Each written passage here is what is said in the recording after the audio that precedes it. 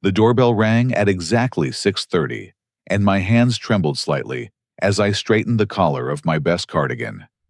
At 68 years old, meeting my son Daniel's fiancée shouldn't have made me this nervous, but here I was checking my reflection in the hallway mirror one last time. The house smelled of pot roast and fresh bread, just like it used to when Margaret was still alive. Daniel had called 3 times this week, his voice bubbling with excitement about bringing Colette to finally meet me. She was French, he'd said, from a good Parisian family, sophisticated and beautiful. I'd kept my secret for 40 years, never telling anyone except Margaret that I spoke 7 languages fluently, including French from my years as a linguistics professor at Yale. Tonight, I was just Boris, the quiet widower in Connecticut. The moment I opened the door, I understood why my son was smitten. Colette stood there, like she'd stepped out of a fashion magazine, her blonde hair perfectly styled, wearing a black dress that probably cost more than my monthly pension.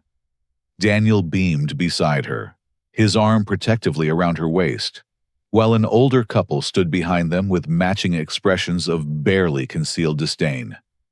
"Dad, this is Colette," Daniel said, his voice filled with pride.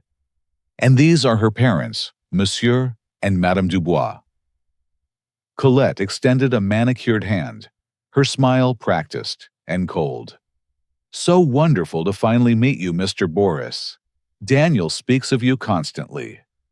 Her English carried a thick French accent, though something about its consistency seemed rehearsed. I welcomed them into my modest colonial home, the same one where I'd raised Daniel and his sister. As I took their coats, I noticed how Colette's eyes swept over the worn hardwood floors and the family photos lining the walls. Her parents followed suit, their gazes calculating and dismissive. "Please make yourselves comfortable in the living room," I said, gesturing toward Margaret's favorite room. "I'll bring some appetizers." In the kitchen, I arranged my late wife's famous cheese puffs on a serving plate, my hands steadier now that I had a task. Through the doorway, I could hear Daniel enthusiastically describing his latest promotion at the tech firm, his voice animated with achievement and hope for the future. When I returned with the tray, Colette was examining our wedding photo on the mantel. She turned to her mother and spoke in rapid French, clearly assuming I couldn't understand. "Look at this shabby little house. Daniel told me his father was somebody important, but he lives like a peasant. The furniture looks like it's from the 1970s. Her mother, a severe-looking woman with steel-gray hair, responded in the same language. "Remember why we're here, darling. Endure it. Think of the payoff." I kept my expression neutral, offering the cheese puffs with a gentle smile. These were my Margaret's recipe. She always made them for special occasions. Monsieur Dubois, a thin man with calculating eyes, took one reluctantly and nodded. "Charming," he said in heavily accented English, though his French aside to his wife was less kind. "Americans and their processed cheese. How quaint." As I poured wine, a modest California vintage I'd been saving, I watched Daniel interact with Colette. He hung on her, every word, touched her hand constantly, and looked at her like she was his entire world. It reminded me of how I used to look at Margaret when we were young, except Margaret's eyes had always reflected that love back. Colette's eyes remained cold, even as she leaned into him and laughed at his jokes. "So, Mr. Boris," Colette said, settling onto our worn sofa with practiced grace, "Daniel tells me you were a professor." "Yes, I taught for many years." I replied, simply not mentioning the linguistics department or the specialized work I'd done. "But I'm just a retired old man now, puttering around this old house." I caught her exchanging a quick glance with her mother, a look that spoke volumes. During the next hour, as we made small talk, and I served dinner, I noticed other things. Colette's phone buzzed constantly with messages. When Daniel excused himself to use the bathroom, she quickly checked it, and I saw the name Jean-Pierre flash across the screen with several heart emojis. She smiled at whatever she read, before quickly hiding the phone in her designer purse. "Your pot roast smells wonderful," Madame Dubois said in English, though her tone suggested otherwise. "Such traditional American cooking."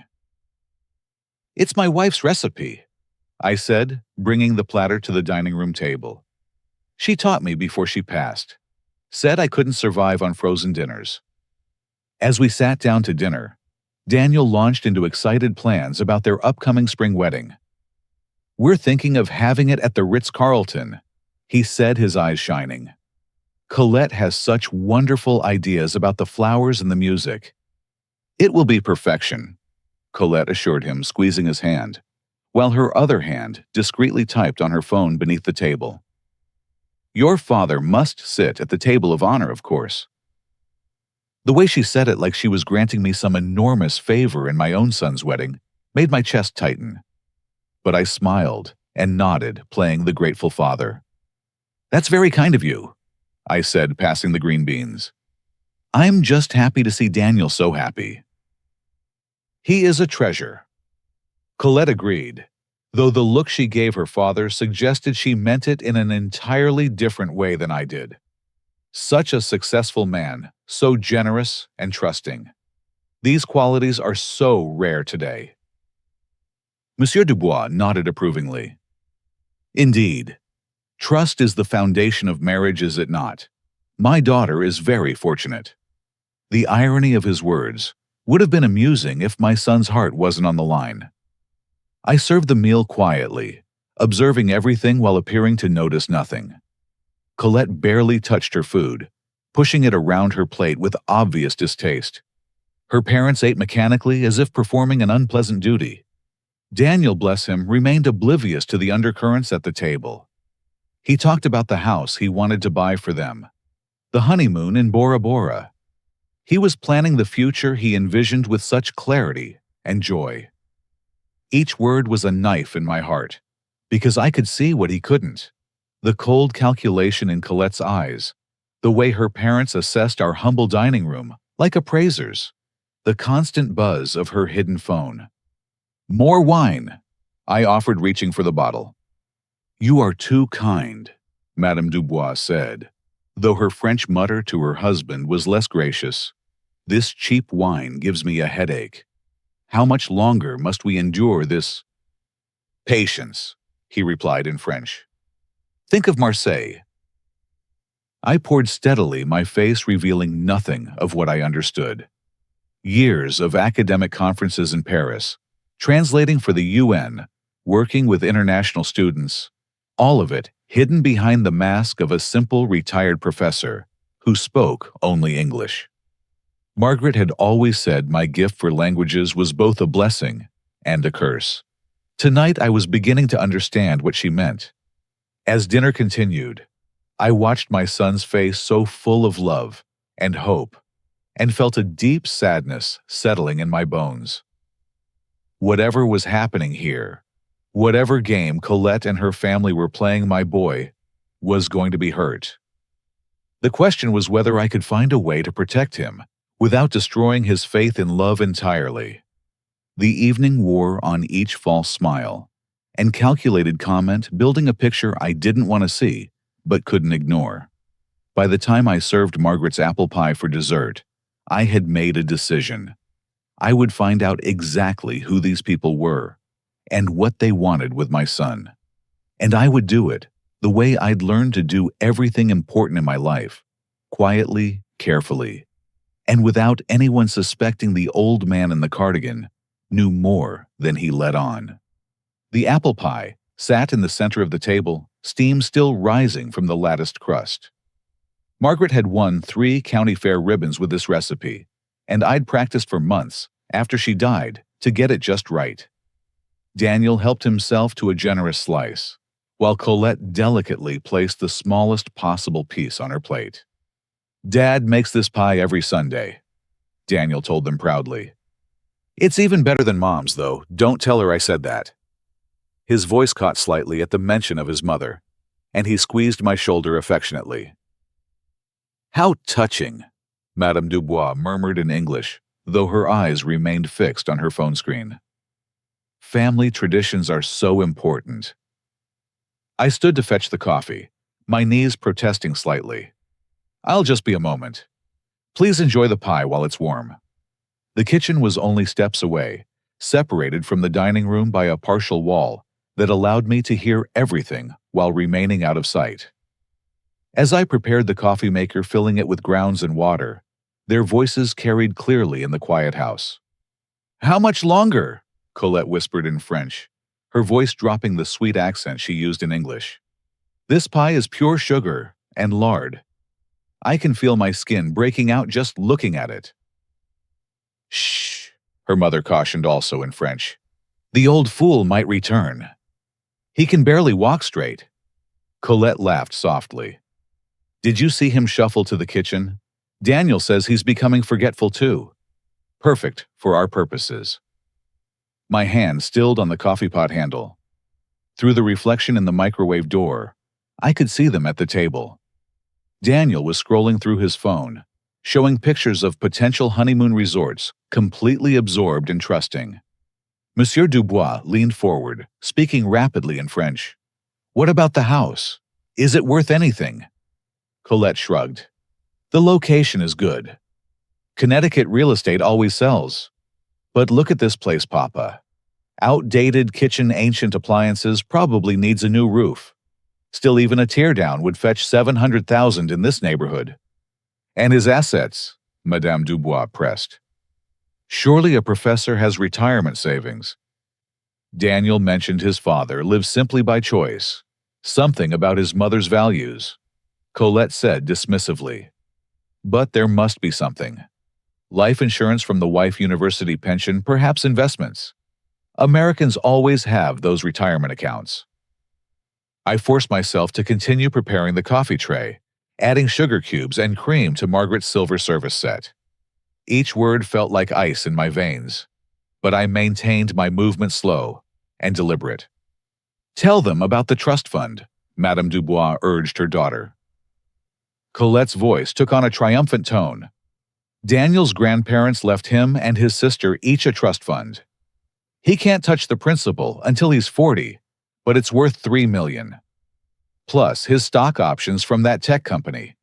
He showed me the portfolio last week, so proud of his success." She laughed, a cold sound that bore no resemblance to the tinkling giggles she produced for Daniel. "He even added me as a beneficiary on his life insurance already. In case something happens before the wedding," he said. "The fool." "Excellent," Monsieur Dubois approved. "And after the marriage?" 6 months, Colette said firmly. "Long enough to establish residency, get my name on everything. Then, I'll discover his drinking problem." "But he doesn't drink," her father pointed out. "He will, by the time I'm done with him." A few photos, some concerned calls to his boss about his addiction, maybe a staged intervention. Americans love their interventions. I'll be the supportive wife, trying to save him from himself. When I file for divorce, I'll get half of everything, plus alimony for emotional distress. "What about Jean-Pierre?" Madame Dubois asked. "He called 3 times during dinner." "He understands the situation," Colette replied. "This is business. Once I have the money, we'll open that boutique hotel in Saint-Tropez we've dreamed about. He can wait 6 months for our real life to begin." I heard Daniel's voice interrupt cheerfully in English. "Are you telling them about the wedding venue? The Ritz has the most amazing gardens." "Yes, darling." Colette switched seamlessly back to her accented English. "Your father will look so distinguished in the photographs." The coffee maker gurgled its completion. I added Margaret's homemade cookies to the tray, the ones shaped like flowers that she used to make for special guests.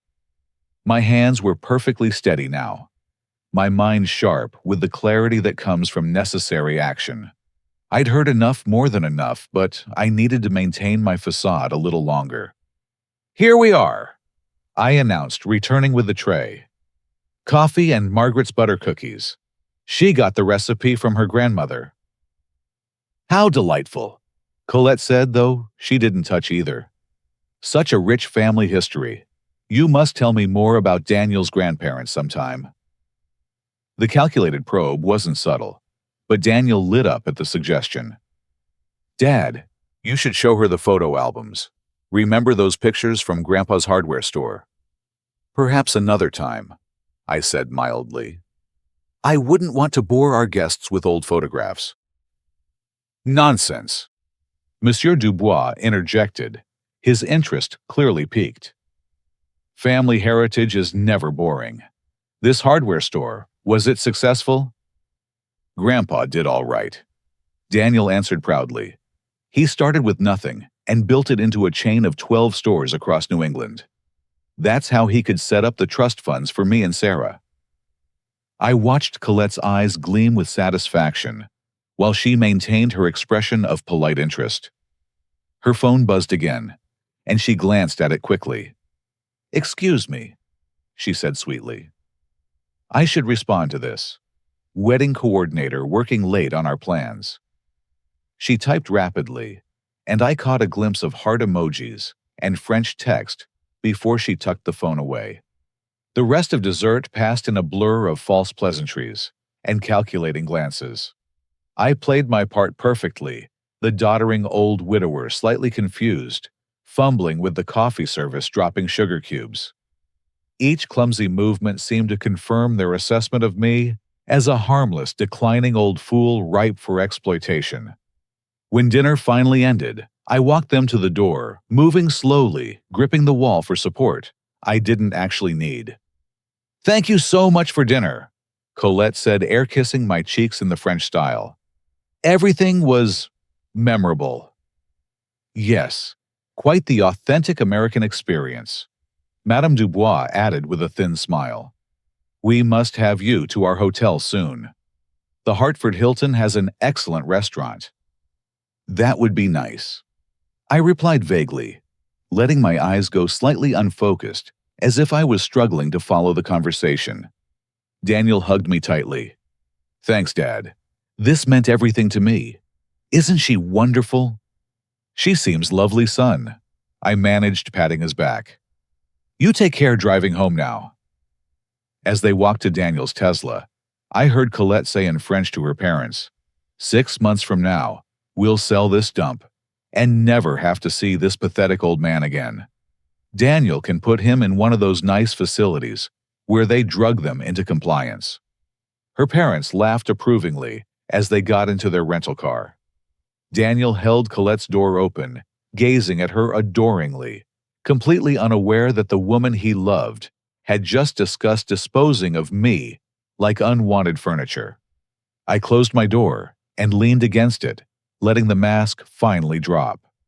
My breathing was steady, my mind already working through what needed to be done. In the kitchen, I opened my laptop and began making notes, documenting everything I'd heard while it was fresh. Names, places, plans, the casual cruelty of their words. Margaret's photo smiled at me from the desk, and I touched it gently. Our boy's in trouble, Maggie, I whispered. But don't worry. I learned from the best. You always said I was too clever for my own good. Time to put that cleverness to use. I opened a new browser window and began my research.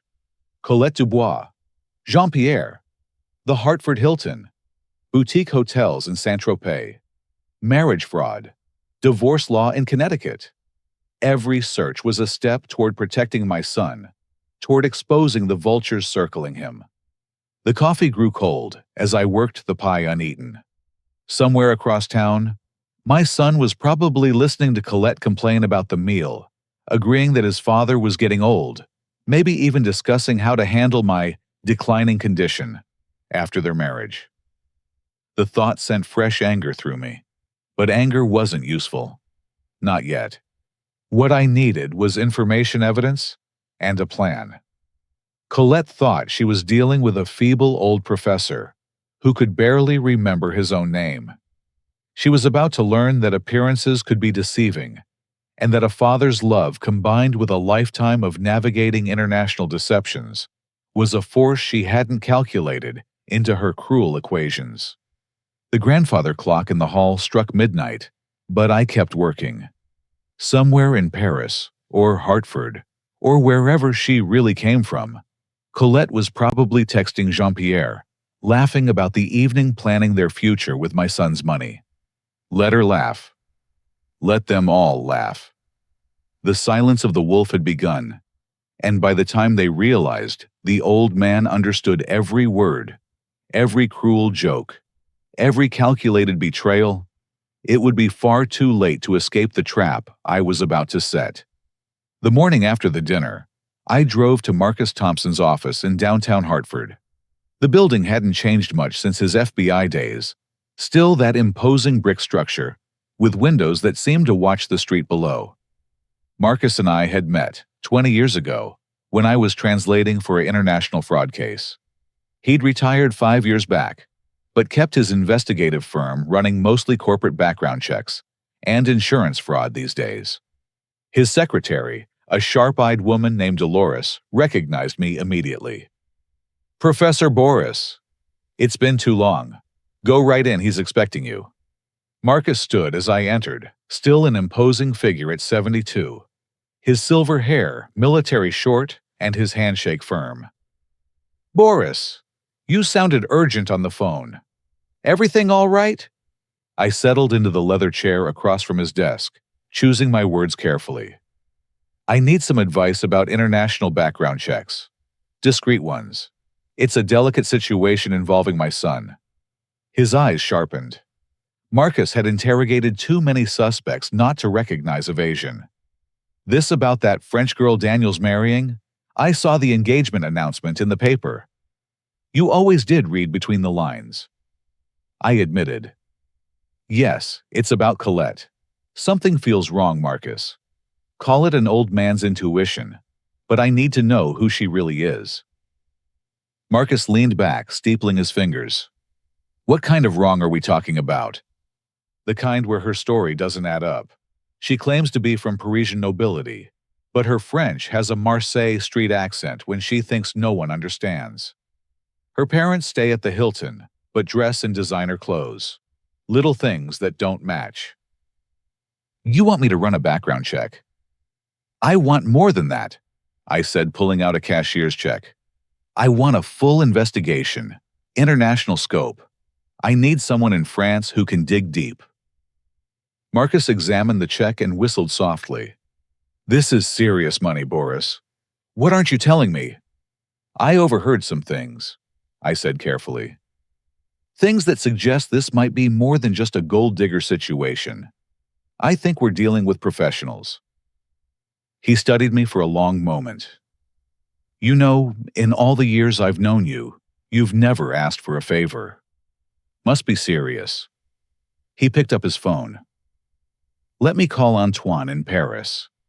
He owes me from the Marseille smuggling case. If your future daughter-in-law has any history in France, he'll find it." While Marcus made calls, I provided what information I had. Full names, the hotel where her parents stayed, mentions of someone named Jean-Pierre, references to previous marriages. Marcus took notes in his precise handwriting, occasionally asking clarifying questions. "Give me a week," he said finally. "Antoine's good, but thorough takes time. Meanwhile, get me photos, copies of any documents she's provided, social media profiles. Everything helps." I left his office and drove to my lawyer's building, a gleaming tower in downtown Hartford. Harold Steinberg had handled Margaret's estate and knew more about my finances than anyone except my accountant. His assistant showed me in immediately. "Boris, good to see you." Harold greeted me warmly. His office overlooked the Connecticut River, autumn light streaming through floor-to-ceiling windows. "What brings you by? Finally ready to update that will we discussed?" "In a way," I said, accepting his offer of coffee. "Harold, I need to understand something. If Daniel marries and then divorces, what happens to his trust fund?" Harold's expression grew serious. "Depends on several factors. Connecticut's an equitable distribution state.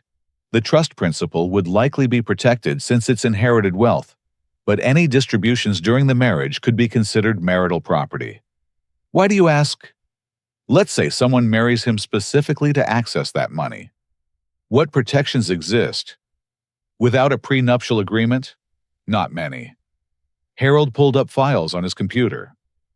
Daniel's trust is structured well, but if he adds someone as a beneficiary or commingles funds, he trailed off, studying my face. Boris is Daniel, in some kind of trouble. I'm trying to prevent trouble, I said. What about my assets? Daniel doesn't know about the patents, does he? Harold shook his head. As we agreed, that information remains confidential. The licensing agreements generate roughly $2 million annually, all held in the LLC we created.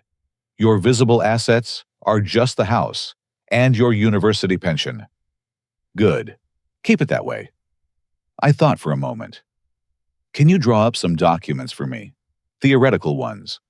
A prenuptial agreement template, information about marriage fraud, maybe some case studies of divorce settlements gone wrong. I can do that. Harold agreed slowly. But Boris, if you suspect fraud, there are legal channels. I'm just being cautious, I assured him. A father's prerogative. Send everything to my home address, marked confidential. My next stop was unexpected, but necessary. Radio Shack still existed, tucked into a strip mall between a nail salon and a tax preparation office. The young clerk looked surprised when I started asking about recording devices. I need something for home security. I explained, playing up the confused grandfather role. My memory isn't what it used to be. I'd like to record conversations so I can remember them later.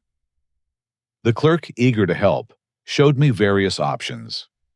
I selected several devices, one that looked like a phone charger, another disguised as a clock, and a small voice-activated recorder that could fit anywhere.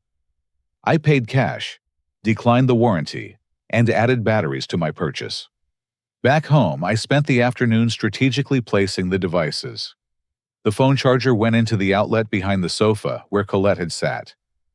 The clock replaced an old one on the mantel, giving a clear view of the living room. The voice recorder fit perfectly inside the ceramic vase Margaret had bought in Tokyo, positioned on the dining room sideboard. That evening, Daniel called. Dad, I wanted to thank you again for last night. Colette's parents were so impressed. They want to host a dinner at their hotel next week. That sounds nice. I said, testing the recording app on my computer to ensure the devices were working. How's Colette? She's wonderful. Actually, she had a great idea. She thinks we should move the wedding up. Why wait until spring when we're so sure about each other? Warning bells rang in my head. That seems sudden, son. What's the rush? Her grandmother in France isn't well. Colette wants her to be there for the wedding. I thought maybe December, right before Christmas. Wouldn't that be romantic? 3 months. They were accelerating their timeline. Whatever makes you happy, I said carefully, though such short notice might make planning difficult. Colette's handling everything. She has connections everywhere. Dad, I've never been happier. After Amy left, I thought I'd never find love again.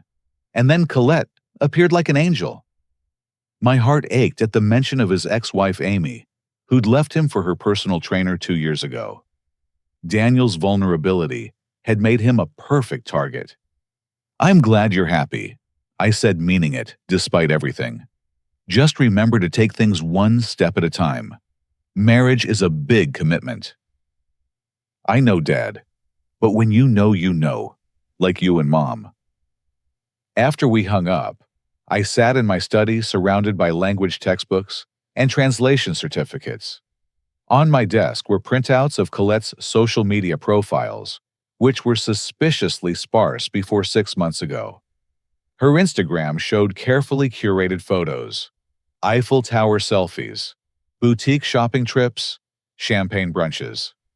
But the metadata I'd extracted showed many were stock photos, or taken from other accounts. The phone rang. Marcus. Boris, you sitting down. Antoine came through faster than expected. Your instincts were right. Colette Dubois doesn't exist, at least not before 2019. But Marie Leclerc does. Born in Marseille, arrested twice for fraud, married and divorced 3 times. Always to wealthy Americans. Always ended with hefty settlements. 3 times. I gripped the phone tighter. She's only 28. Started young. First marriage at 19 to a 60-year-old real estate developer in Miami. Lasted 8 months. Second, to a tech entrepreneur in Seattle, 45 years old. 10 months. Third, to a banker in Manhattan, 58. That one lasted a full year.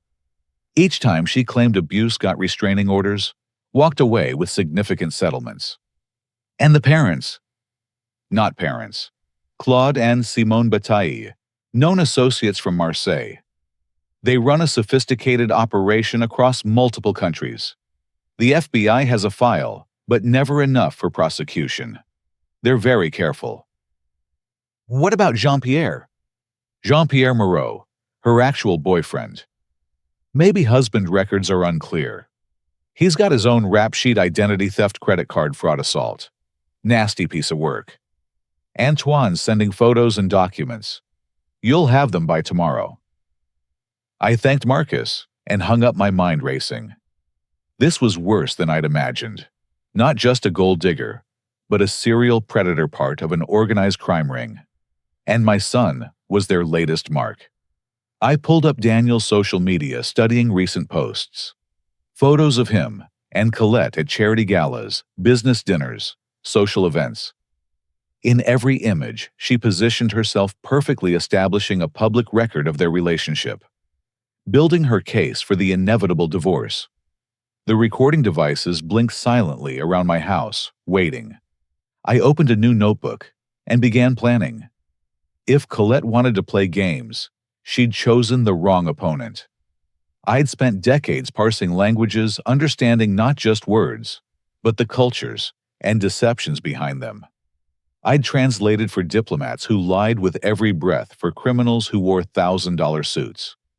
Tomorrow, I'd visit my investment banker, the one who'd helped me license my translation software patents years ago. There were ways to protect Daniel's assets without him knowing. Legal ways to ensure that even if Colette succeeded in marrying him, she'd find the well much drier than expected. I also needed to hire my own private investigator, someone who could document Colette's movements, her communications with Jean-Pierre, her real activities when she wasn't playing the devoted fiancée. Every text, every meeting, every transaction would be recorded. The grandfather clock chimed 11. In my notebook, I wrote a single line: "The hunt begins." Colette thought she was the predator, and I was just an old man in her way. She was about to learn that sometimes the most dangerous wolf is the one who appears toothless. I'd failed to protect Daniel from Amy's betrayal too, trusting too willing to believe the best in people. I wouldn't make that mistake again. Before bed, I placed Margaret's photo on my nightstand. "Give me strength, Maggie," I whispered. "Help me save our boy." That night, I dreamed in 7 languages, and in every one, the word for justice sounded like hope. 3 weeks later, Daniel stood in my kitchen, his face glowing with excitement. "Dad, Colette and I want to throw our engagement party here. She says your house has such authentic charm, perfect for an intimate gathering." I paused in washing my coffee cup, processing this unexpected development. "Here, wouldn't a restaurant be easier?" That's what I said, but Colette insists.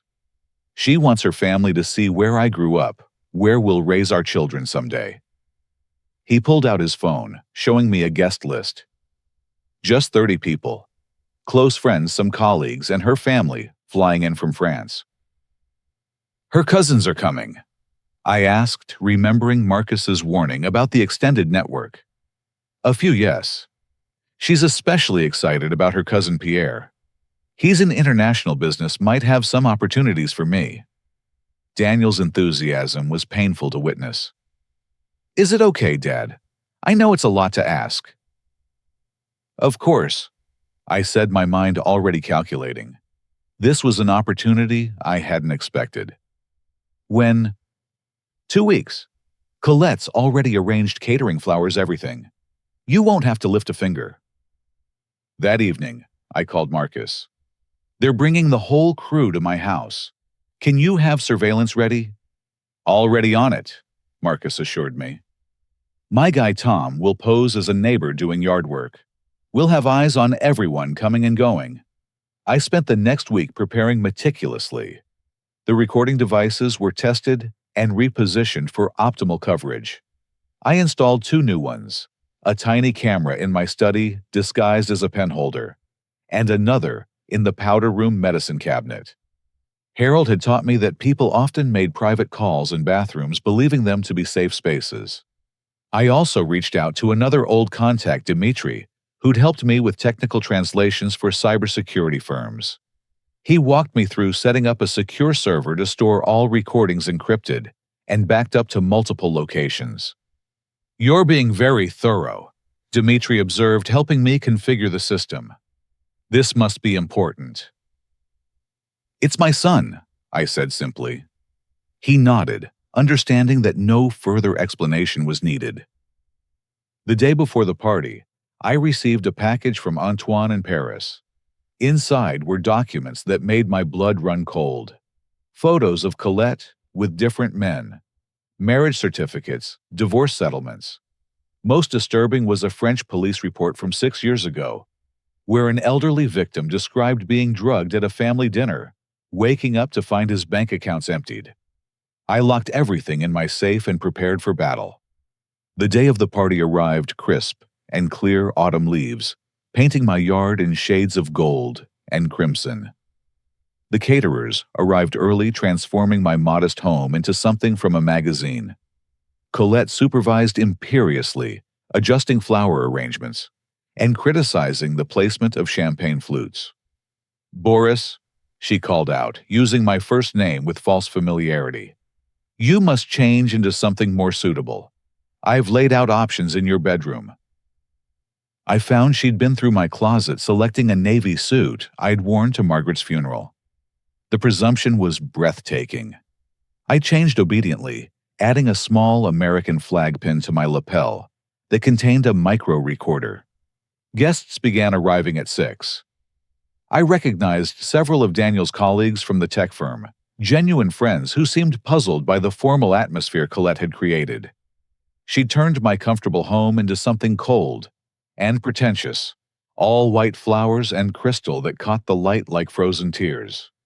Her family arrived in a cluster. The Dubois couple I'd met before, plus 4 others introduced as cousins. They moved through my house like appraisers touching Margaret's antiques, examining the artwork, whispering in French about values and resale potential. Such a lovely home, one cousin commented in accented English, while telling her companion in French, the silver alone must be worth thousands. Check the hallmark on those candlesticks.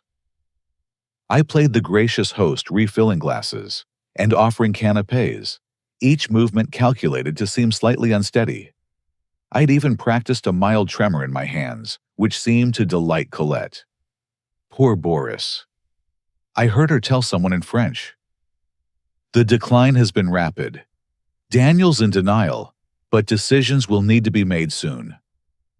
The pivotal moment came when the doorbell rang at 8:30. Colette rushed to answer it, her face lighting up in a way I'd never seen when she looked at Daniel. Pierre, she exclaimed, you made it. The man who entered made my skin crawl instinctively. Tall, dark-haired, with the kind of aggressive handsomeness that some women found irresistible. His eyes swept the room like a predator, scanning for threats lingering on me, before dismissing the old man in the corner. Daniel hurried over to shake hands. You must be the famous cousin Pierre. Colette's told me so much about you. All good things, I hope. Pierre replied, his English perfect but cold. He embraced Colette in the European style, but his hands lingered too long on her waist, his lips too close to her ear, when he whispered something that made her giggle. I watched Daniel's face, saw the flicker of confusion before Colette distracted him with introductions to other guests. Throughout the evening, Pierre and Colette orbited each other with practiced discretion, never too close, but always aware like dancers following choreography. Only they knew. During the toasts, I stood with my champagne glass pretending to fumble with my notes. To my son and his bride-to-be. I began, my voice quavering slightly. May your love be as strong as your trust in each other. Colette's smile was radiant, though Pierre smirked behind his champagne flute. After the official toasts, guests mingled freely. I made my way slowly to my study, gripping furniture for support. As expected, I found two of the cousins already there, photographing my bookshelves with their phones. "Oh!" I exclaimed, feigning surprise. "I was just looking for my reading glasses." They made excuses and left, but I knew they'd be back. I puttered around, pretending to search for glasses, while actually checking that my safe remained untouched. The camera in the pen holder was recording everything. About an hour later, I was in the kitchen when I heard voices from the powder room nearby. The door wasn't fully closed, and Colette's voice carried clearly. "I can't stand this anymore," she hissed in French. 6 more weeks of pretending to love that boring fool." "Patience, my love." Pierre's voice was soothing. "Think of Saint-Tropez, our hotel on the water. Freedom. He wants to move the wedding to December. His father's idea, I think. The old man suspects something." "Impossible. He can barely remember his own name. I watched him all evening." There was a pause, then sounds I didn't want to interpret. When they emerged separately several minutes apart, both had adjusted their clothing. Colette's lipstick was smudged, and Pierre had a telling mark on his collar. The party continued until nearly midnight. I noticed one cousin slip upstairs, returning quickly when he realized I was watching. Another spent considerable time examining the locks on the windows. They were mapping my house, planning something beyond the marriage fraud. As guests began leaving, Daniel cornered me in the kitchen. "Dad, what do you think of Pierre? He offered me an investment opportunity. Something about import-export with France." My heart sank. They were setting multiple traps. "Be careful with investments, son. If it sounds too good to be true." I know. But Colette vouches for him, and family is family, right? I wanted to shake him to scream the truth. Instead, I nodded and patted his shoulder with a trembling hand. "Just promise me you'll have a lawyer look at anything before you sign." "Sure, Dad. You worry too much." The house finally emptied at 1 a.m. Colette supervised the caterers with military precision, ensuring nothing was left behind. She kissed my cheeks goodbye, and I caught Pierre's cologne on her skin. "Thank you so much, Boris," she purred. "The party was perfect, though you look tired. We should talk about getting you some help around the house. Perhaps a nice assisted living facility, for your own safety, of course." After they left, I stood in my empty house, surrounded by the ghost of Margaret's disapproval. She would have seen through Colette in minutes, would have protected our son with fierce maternal instinct. Now that task fell to me. I locked the doors, set the alarm, and went to my study. The recordings from the evening would take hours to review, but I had what I needed. Pierre and Colette, together the cousins, casing my house discussions of drugs and theft and fraud, all captured in crystal clear digital audio and video. But it wasn't enough. Not yet. I needed them to fully commit to their plan to take actions that would prove intent beyond any reasonable doubt. The engagement party had been reconnaissance for them. Now, they would grow bolder, more careless. I poured myself a small whiskey, Margaret's photo watching from the mantel. "The trap is baited, my love," I told her. "Now we wait for the wolves to grow hungry enough to spring it." Outside, autumn wind rattled the windows like searching fingers. Somewhere in Hartford, Colette was probably in Pierre's arms, laughing about the doddering old fool and his gullible son. Let them laugh. The recording devices waited patiently in their hiding places, and I had learned long ago that patience was the deadliest weapon of all. The real game had begun. The call from Marcus came at 7 in the morning, 3 days after the party. His voice was tight with urgency. "Boris, we need to meet." "Not at my office. The diner on Route 44, 30 minutes." I found him in a corner booth baseball cap, pulled low, looking more like a retired agent than I'd ever seen him. He slid a manila envelope across the table before I'd even sat down. "Your future daughter-in-law just became in federal case," he said quietly. "That party of yours caught bigger fish than we expected." Inside the envelope were FBI surveillance photos. Colette entering a fertility clinic. Pierre at an office known for creating shell corporations. The cousins at various banks around Hartford. But the most damning showed Colette with a man I didn't recognize exchanging documents in a parking garage. "Who's this?" I asked, pointing to the stranger. "Alexei Volkov, Russian national wanted in connection with identity theft rings spanning 12 states. The FBI's been tracking him for 2 years."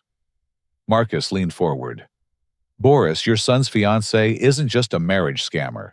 She's part of an international crime syndicate." "How deep does this go?" "Deep enough that my contact wants to meet you. Agent Sarah Chen, Financial Crimes Division. She's been building a case, but they need someone on the inside, someone the targets trust." I stirred my coffee, thinking, "They want me to wear a wire?" "They want more than that. They want you to play along. Let them think their plan is working. Can you do that? Can you watch them target your son and not intervene?" It was the hardest question anyone had ever asked me. But I thought of Daniel, of his trusting nature, and generous heart of all the other victims who might come after him. "Yes," I said, "I can do it." That afternoon, I met Agent Chen in a secure office building downtown. She was younger than I'd expected, maybe 40, with intelligent eyes that missed nothing. "Professor Boris," she greeted me. "I've read your file. Impressive career. UN translator intelligence consultant during the Cold War. You're not exactly the average retiree." "That was a long time ago," I said carefully. "Skills like yours don't fade. We could use them now." She spread files across the conference table. "Marie Leclerc, a.k.a. Colette Dubois, has been on our radar for 3 years. She's suspected in 14 cases of marriage fraud, but she's smart. Always leaves before we can build a solid case." "What about the others?" "The Bataille couple has 40 years of cons between them. They started in Marseille, moved to Paris. Now they're international. Pierre Moreau is the newest addition, muscle and charm combined. The cousins are various associates brought in for specific jobs." She showed me more photos, elderly victims' drained bank accounts, families destroyed. "Your son is their biggest score yet. 3 million in trust funds plus his assets. But we think they're after more than money this time." "What do you mean?" "Colette's been asking questions about your work history.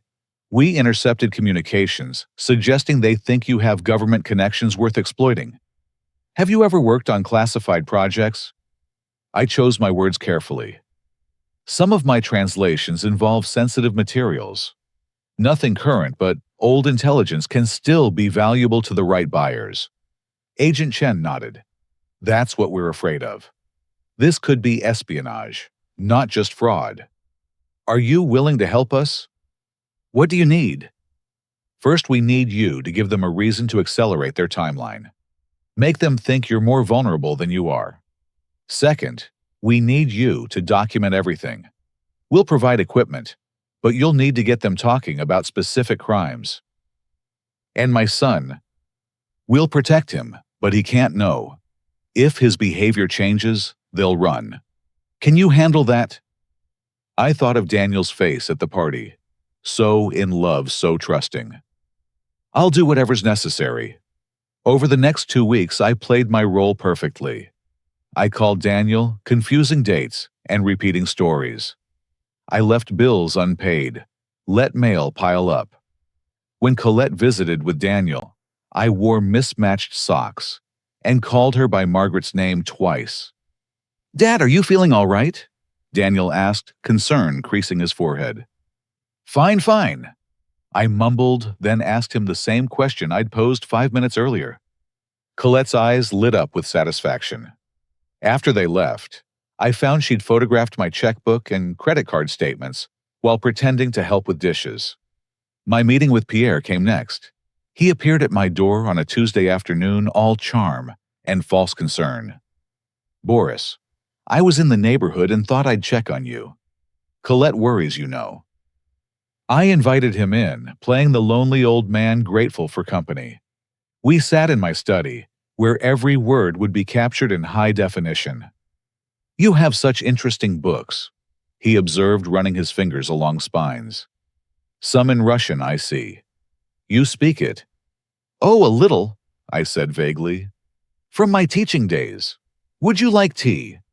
While I was in the kitchen, deliberately taking my time, Pierre photographed every shelf, every certificate on the wall. The penholder camera caught him trying to open my desk drawers, testing the safe handle. "You know," he said when I returned, "Colette mentioned you might be interested in investment opportunities. I have connections in international markets, very lucrative." "Oh, I don't understand such things anymore," I said, hands shaking as I poured tea. "Daniel handles all that now." "But surely you have your own accounts. A man of your background must have accumulated significant assets." I let him probe for an hour, dropping hints about special projects and government consulting, while seeming not to understand his questions. By the time he left, I'd painted a picture of a confused old man sitting on valuable secrets he could no longer protect. That evening, Daniel called with wonderful news. Colette's grandmother had taken a turn for the worse. They needed to marry immediately so she could attend. Next week, I asked, genuinely surprised by the speed. Saturday. Just family at City Hall, then a reception at the Hilton. Colette's handling everything. He paused. "Dad, I need to ask you something. Colette thinks, well, she's noticed you've been struggling lately. Maybe it would be better if you didn't come to the ceremony, just to the reception. Less confusing for you." The cruelty of it took my breath away. They were already isolating me from my own son. "Whatever you think is best," I said softly. "I knew you'd understand. Dad, there's one more thing. Colette found this great facility, Sunrise Manor. Maybe we could visit it together, just to see for the future."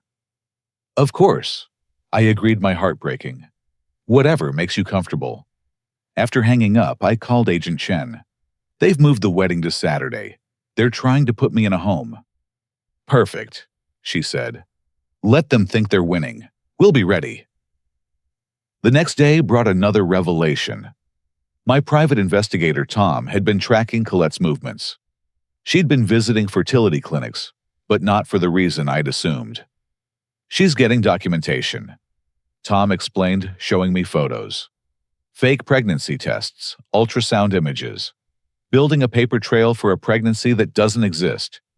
Probably planning to claim miscarriage after the wedding, blame your son for emotional distress." Or worse, I said, remembering cases I'd translated. "Claim he caused her to lose the baby. Domestic violence allegations." Tom nodded grimly. "Already has a lawyer on retainer. Stella Hartman specializes in high-conflict divorces. Very aggressive, very effective." That night, I sat in my study surrounded by evidence. Banking records showing the Bataille couple's suspicious deposits. Recordings of Pierre discussing the old man's government connections. Photos of Colette with 3 different men, all while supposedly devoted to Daniel. Immigration documents that didn't match passports, with different names, a web of lies spanning continents. But the worst was a recorded call between Colette and her lawyer, captured by the device in my living room. They discussed strategies for having me declared incompetent, gaining power of attorney, accessing my hidden assets. The son's too trusting. Colette had laughed. He'll sign anything I put in front of him. By the time he realizes what's happening, I'll have everything, and his crazy father will be locked away where he can't interfere.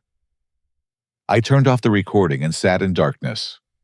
In 3 days, my son would marry a woman who saw him as nothing more than a bank account, who planned to destroy our family, steal our legacy, and discard him like trash. But she'd made one crucial mistake. She'd assumed the wolf was toothless. Agent Chen had promised arrests would happen at the wedding reception. Very public, very dramatic, ensuring maximum charges and no escape. I just had to endure 3 more days of pretending, 3 more days of watching my son walk toward disaster. I picked up Margaret's photo from my desk. Almost there, my love. Our boy will be safe soon, and those who tried to hurt him will learn what happens when they threaten our family. Outside November, rain began to fall, washing the last leaves from the trees. Winter was coming early this year, but I didn't mind. After all, wolves were made for winter, and the hunt was nearly over. Saturday arrived gray and bitter, matching my mood as I dressed in my best suit. Daniel had called the night before, his voice strained. The ceremony's at 10, Dad. Colette thinks it might be too much for you. But the reception's at 2. That would be better, right? Less overwhelming. I'd agreed meekly, playing the confused father, while my heart shattered. They were excluding me from watching my only son get married. In my jacket pocket, I carried the wedding ring I'd worn for 42 years, planning to give it to Daniel, as Margaret would have wanted. Now that moment was stolen too. Agent Chen called at 9. We're in position. 14 agents throughout the hotel. The moment they sign the marriage certificate, we move. Your job is to get them talking at the reception on the record about their plans. Understood, I said, checking the recording device in my watch one final time. I arrived at the Hilton at 1:30, deliberately early. The ballroom was magnificent, draped in white silk and gold accents. Colette had spared no expense with Daniel's money. Round tables with towering centerpieces, a string quartet warming up champagne flowing like water. Boris, Madame Dubois descended on me, air-kissing with practiced insincerity. You look well. Though that suit... She trailed off, letting her disdain speak volumes. Margaret bought it for me, I said, which was true. She'd picked it out for our 40th anniversary. How sentimental. She guided me to a table in the corner, far from the head table. You'll be comfortable here. Not too much stimulation. Other guests began arriving. I recognized some of Daniel's colleagues looking uncomfortable in the opulent setting. The French contingent clustered together, speaking rapidly in their native tongue, not knowing I understood every word. The old fool actually came, one cousin snickered. I bet he doesn't last an hour before we need to call a nurse. Pierre has power of attorney forms in his briefcase, another added. If Boris gets confused enough, Daniel might sign them today. I sipped water, slowly, hands trembling just enough to be convincing. Around the room, I spotted faces that didn't belong: a waiter with military posture, a photographer whose camera pointed more at exits than guests, a woman in hotel uniform who never actually worked. At precisely 2 o'clock, wedding music swelled. The doors opened, and there they were. Daniel in a new tuxedo, beaming with joy. Colette in a designer gown that probably cost more than most cars, diamonds glittering at her throat. They entered to applause the perfect couple. My son's eyes found me, and his smile faltered slightly. He started toward my table, but Colette's hand on his arm steered him away. They took their seats at the head table Pierre conveniently placed at Colette's other side. The toasts began. Pierre stood first, champagne glass raised. To my dear cousin and her new husband, may their union be as profitable. He paused for laughter, as it is passionate. The double meaning wasn't lost on those who knew. Several cousins exchanged smirks while Daniel smiled obliviously. When my turn came, I rose slowly, gripping the table for support. The room quieted, waiting for the doddering father's words. My son, I began voice cracking with genuine emotion. Your mother would be so proud. You found someone who sees your value. I looked directly at Colette. All of your value. Every asset you possess. Colette's eyes narrowed slightly, but she maintained her smile. To the bride and groom, I concluded, may you both get exactly what you deserve. Scattered applause followed me back to my seat.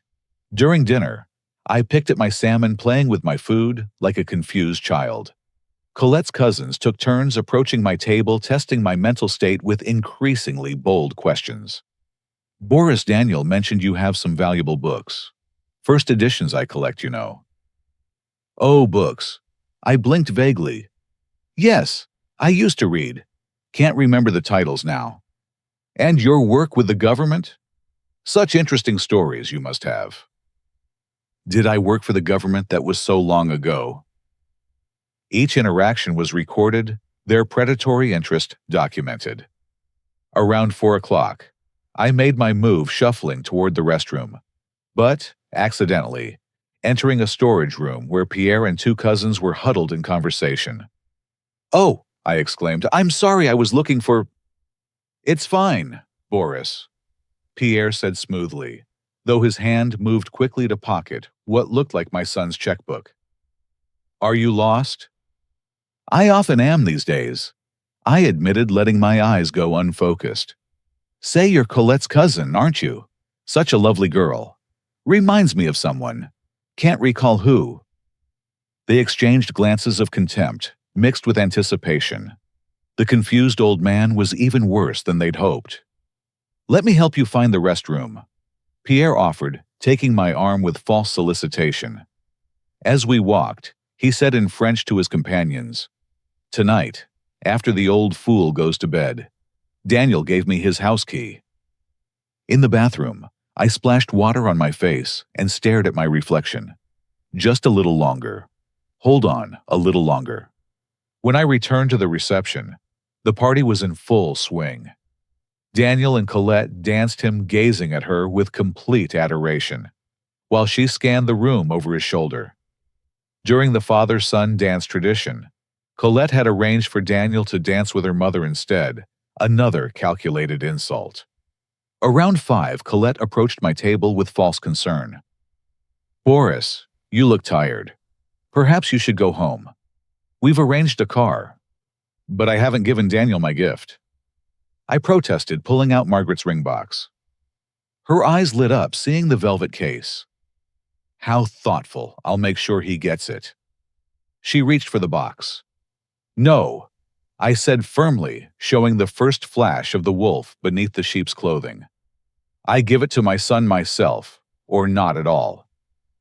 Something in my tone made her step back. For just a moment, uncertainty flickered in her eyes. Then she smiled again, all teeth. Of course. Let me get him. She returned with Daniel, who looked stressed and unhappy, despite the celebration around him. Dad, Colette said you have something for me. I stood, steadying myself on his arm. Your mother's ring, I said, opening the box. She wore it every day for 42 years. She'd want you to have it to remember that real love endures everything. Daniel's eyes filled with tears. He pulled me into a fierce hug. I love you, Dad. I'm sorry about this morning. Colette thought. I know what Colette thinks, I said quietly for his ears alone. Just remember, son, love doesn't lie. Love doesn't scheme. Love protects. I felt him stiffen, slightly confusion in his eyes. But before he could respond, Colette appeared, tugging him away. Darling, the photographer needs us. As they walked away, I heard her hiss in French. Your father's being difficult. After today, we handle him my way. 6 o'clock. Agent Chen had said they'd move during the cake cutting. I watched the elaborate 5-tier monstrosity being wheeled out, wondering if Daniel would ever forgive me for what was about to happen. Colette and Daniel stood behind the cake photographer positioning them. She placed her hand over his on the knife, smiling for the cameras. Around the room, I noticed the undercover agents shifting positions preparing. Before we cut the cake, Colette announced, "I have wonderful news.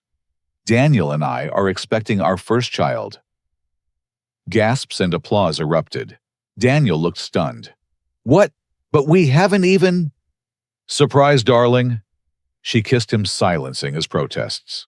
The crowd cheered while I watched my son's face cycle through confusion, shock, and reluctant joy. It was brilliant. A fake pregnancy announcement at the wedding with hundreds of witnesses. Later, she'd claim miscarriage blame, Daniel use it in the divorce. Classic manipulation. They raised the knife together. The camera flashes were blinding. And then, just as the blade touched frosting, the ballroom doors burst open. "FBI, nobody move!" Chaos erupted. Guests screamed, some ducking under tables. Colette's face went white as agents swarmed the head table. Pierre tried to run, but was tackled by the photographer who turned out to be Agent Martinez. "Marie Leclerc, you're under arrest for marriage fraud, conspiracy, and racketeering." Agent Chen's voice cut through the pandemonium as she cuffed Colette, wedding dress and all. "No!" Colette screamed. "I'm pregnant! You can't do this! Daniel, tell them!" Daniel stood, frozen cake knife still in his hand, watching his world shatter. Around the room, agents arrested the cousins, the Bataille couple, everyone in the network. Pierre fought hard enough that it took 3 agents to subdue him. "This is a mistake," Colette kept screaming. "Boris, you senile old fool, this is your fault." I stood slowly, walking toward the head table with steady steps. No shuffle now, no tremor. When I reached them, I looked Colette directly in the eyes. "Actually," I said in perfect French, "this is your fault. Every word you spoke in my house, every cruel plan, every lie, I recorded it all. Oh, and Marie Immigration was very interested in our conversation." Her face went from pale to gray. You understood." "Every word," I confirmed. "From that first dinner when you called me an ugly cow, through your plans to steal my son's money, put me in a home and run off with Pierre. Yes, I have that recorded too, including your intimate moment during the engagement party." "Dad," Daniel's voice was broken, lost. "What's happening?" "The truth, son." I turned to him, my heart breaking at his devastation. "She was never Colette Dubois. She's a career criminal who's done this to multiple men. She was using you." "No." Daniel shook his head. "We're having a baby. She loves me." "She's not pregnant," Agent Chen interjected, showing him a warrant. "We have evidence she's been collecting fake medical documents. It's all part of the fraud." Colette Marie snarled at me as agents led her away. "You destroyed everything. Pierre and I were so close." "Yes, I know about Pierre too," I called after her. "Your actual boyfriend. Or is it husband?" The records were unclear. Daniel sank into a chair, head in his hands. The reception emptied quickly, guests fleeing the disaster. Soon only law enforcement, hotel staff, and a few shell-shocked friends remained. I sat beside my son, placing a gentle hand on his shoulder. He looked up, tears streaming. "How long have you known?" "Since that first dinner," I admitted. "But I needed proof. Legal evidence. I'm so sorry, son. I wanted to tell you, but I wouldn't have believed you." His voice was hollow. "I was so desperate to be loved, I ignored every red flag. Just like with Amy. This wasn't your fault. They were professionals. They fooled many people. But not you." A bitter laugh. "The confused old man who needed assisted living." "Sometimes appearing weak is the greatest strength," I said softly. "Your mother taught me that. She always said I was too clever for my own good, but she also said cleverness without wisdom was just arrogance." I had to be sure. I had to protect you the right way. Agent Chen approached us. Mr. Daniel, we'll need your statement, but it can wait until tomorrow. You're a victim here, not a suspect. Your father's cooperation saved you from significant financial loss, possibly worse. Daniel nodded numbly. After she left, he turned to me. Worse. They thought I had government secrets. Old intelligence from my translation work. They were planning to extract information by any means necessary. I squeezed his shoulder. But that's over now. They'll face decades in prison. We sat in silence among the ruins of his wedding. The cake stood untouched, a monument to deception. Somewhere in federal custody, Marie Leclerc was learning that her latest mark had been her last. What do I do now? Daniel asked finally. How do I trust anyone again? I thought of Margaret of 42 years of real love, gentle arguments over burnt dinners, shared joy in raising children hands, held through grief and triumph. You heal, I said. You learn. And someday, when you're ready, you'll find someone who loves you for you, not for what you can give them. Someone who brings homemade cookies instead of demanding diamonds. Someone who asks about your mother instead of calculating your assets. He managed a weak smile. How will I know? Because real love doesn't need tricks, or schemes or lies. It just is. Patient and kind and true. I held up Margaret's ring still in its box. Keep this. When the right woman comes along, you'll know what to do with it. As we left the destroyed reception, Daniel leaned on me, and I supported him gladly. The wolf had done what was necessary to protect the pack. Now it was time to help my cub heal and grow stronger from the experience. Tomorrow would bring paperwork, lawyers, annulment proceedings. But tonight, I would take my son home, make him tea in Margaret's kitchen, and remind him that not all love was a lie. Some love protected. Some love endured. Some love waited patiently for the truth to set everyone free. 6 months after the wedding disaster, I stood in my kitchen making Sunday dinner. The windows were open to the spring breeze, carrying the scent of Margaret's roses now in full bloom, after I'd finally learned to tend them properly.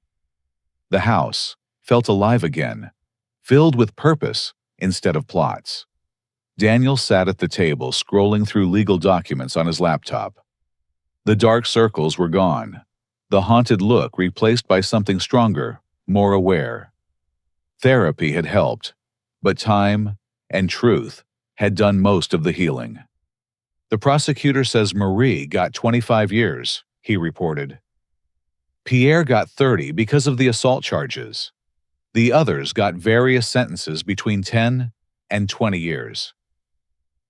Good, I said, stirring the pot roast.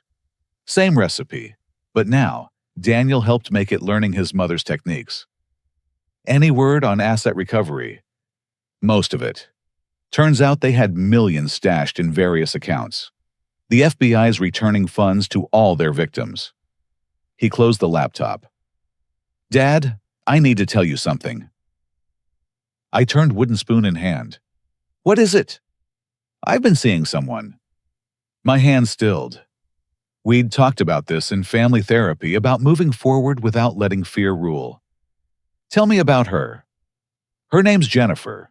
She's a librarian at Mom's branch, you know, where she volunteered.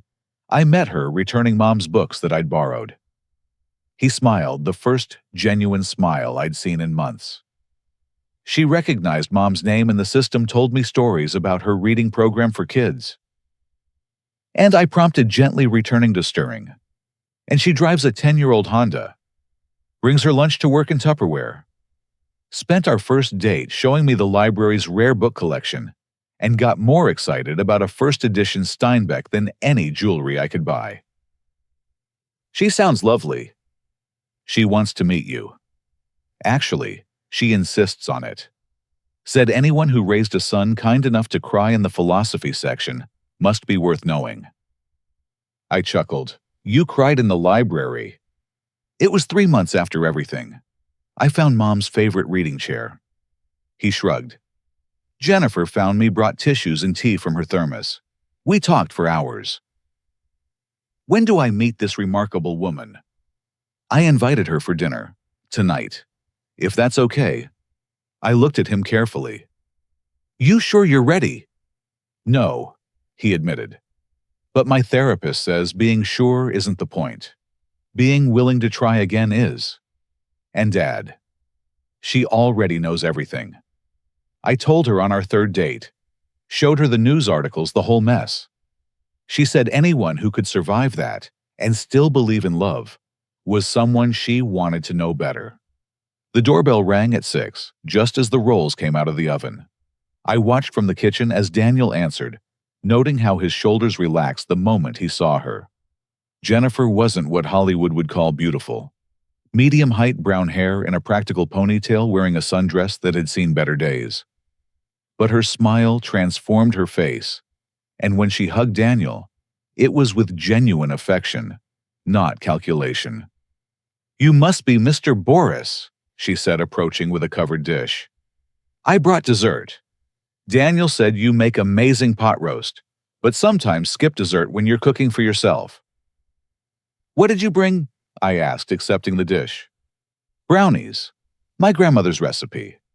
Nothing fancy, but Daniel mentioned you have a sweet tooth. She glanced around the kitchen appreciatively. This room feels loved. You can tell when someone really lives in their kitchen versus just heating up takeout. Over dinner, I observed quietly. Jennifer talked with her hands, getting animated about the library's summer reading program. She asked about Margaret's volunteer work, genuinely interested in continuing some of her projects.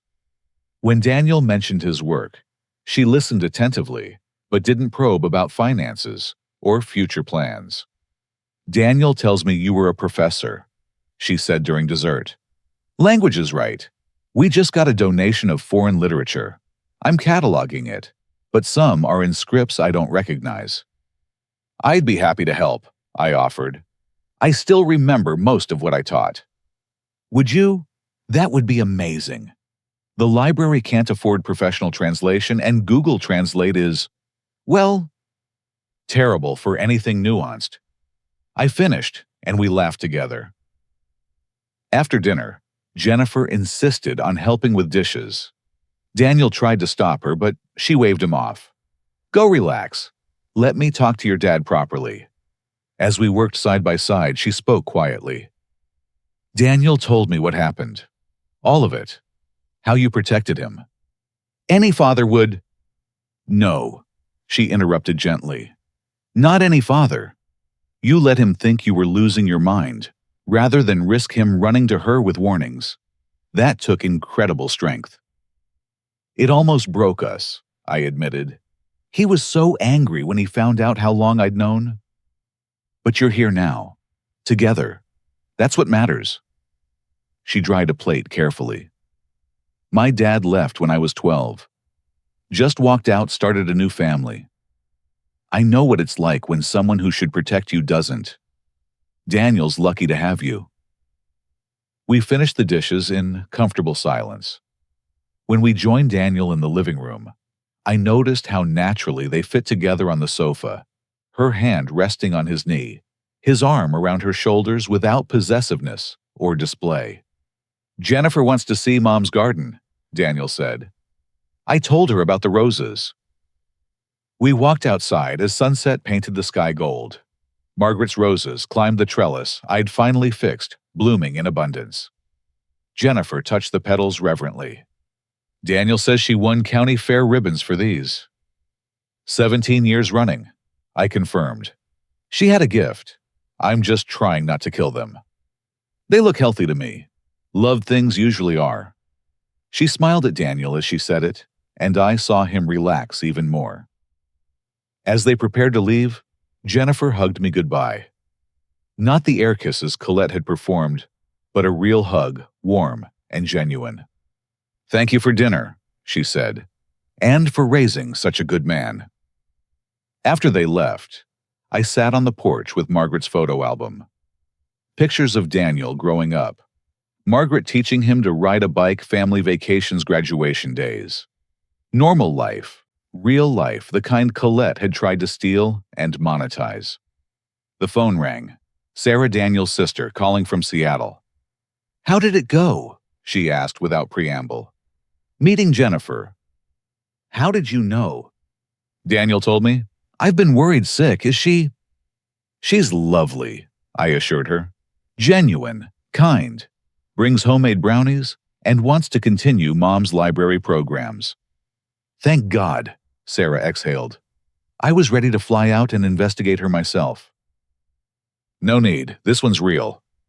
We talked for an hour, catching up on her kids, her job plans for Thanksgiving. Normal family conversation.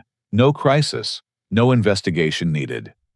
2 years later, I stood in my backyard adjusting my tie. The garden was full of folding chairs and simple decorations. Jennifer had wanted a small wedding, just family and close friends, nothing elaborate. "You ready, Dad?" Daniel appeared beside me wearing his father's old suit tailored to fit. "I should ask you that." "Never been more ready for anything." He held up a ring box. "Mom's ring. Like you said, I knew when the right woman came along." The ceremony was everything Colette's wasn't. Genuine emotion, happy tears Jennifer in her mother's wedding dress altered to fit. When they exchanged vows, written themselves, there wasn't a dry eye in the garden. At the reception in our backyard, I gave a toast. Love isn't found in grand gestures or elaborate deceptions. It's in small moments of truth. Burnt dinners laughed over together. Hands held during sorrow. Patience when life gets complicated. Daniel and Jennifer found each other in a library, surrounded by stories. Now they'll write their own story page by page, day by day, with honesty and joy. Later, as the party wound down, Jennifer found me sitting by Margaret's roses. "Thank you," she said simply, "for everything. For protecting him then, for accepting me now. Thank you for loving my son the way he deserves to be loved." She squeezed my hand. "We're thinking of starting a family soon. Daniel wants to name our first daughter Margaret, if that's okay." I couldn't speak around the lump in my throat, so I just nodded. She hugged me, then returned to the party where Daniel waited, his face bright with the kind of happiness that can't be faked or stolen. As stars appeared overhead, I thought about the journey we'd taken. The pain of betrayal, the careful investigation, the dramatic revelation, and now this, a real wedding with real love in the garden Margaret had planted. Sometimes the greatest gift we can give our children isn't wealth or comfort, but the wisdom to see through illusion to truth. I'd appeared weak to remain watchful, stayed silent to gather proof. In protecting my son from a predator, I'd nearly lost him. But in the end, truth prevailed, and from the ashes of deception grew something real and lasting. Daniel found Jennifer not despite what happened with Colette, but because of it. He'd learned to look deeper, to value character over charm, substance over style. And Jennifer, who'd seen him at his most vulnerable and chose to love him anyway, was worth more than all the calculated schemes in the world. The next morning, I visited Margaret's grave, placing fresh roses from her garden. "We did it, my love. Our boy is safe and happy. Really happy this time." Wind rustled the leaves, and for a moment I could almost hear her voice. "I knew you would. You always were too clever for your own good. But clever with love, that's wisdom." As I walked home, I thought about all the languages I spoke, all the words I knew. But the most important translation I'd ever done was showing my son the difference between manipulation, masquerading as love, and the real thing. That's a lesson worth any risk, any sacrifice, any amount of patient waiting in the shadows. Love protects. Love endures. Love waits for truth to set everyone free. And sometimes love wins. What would you do if you discovered someone you trusted was planning to betray your family? Would you confront them immediately or gather evidence first? I'd love to hear your thoughts in the comments below. If this story resonated with you, please hit that like button and subscribe for more stories about family truth and the courage to protect those we love. Share this with someone who needs a reminder that real love still exists. Thank you for joining me today. And remember, the quietest person in the room often sees the most.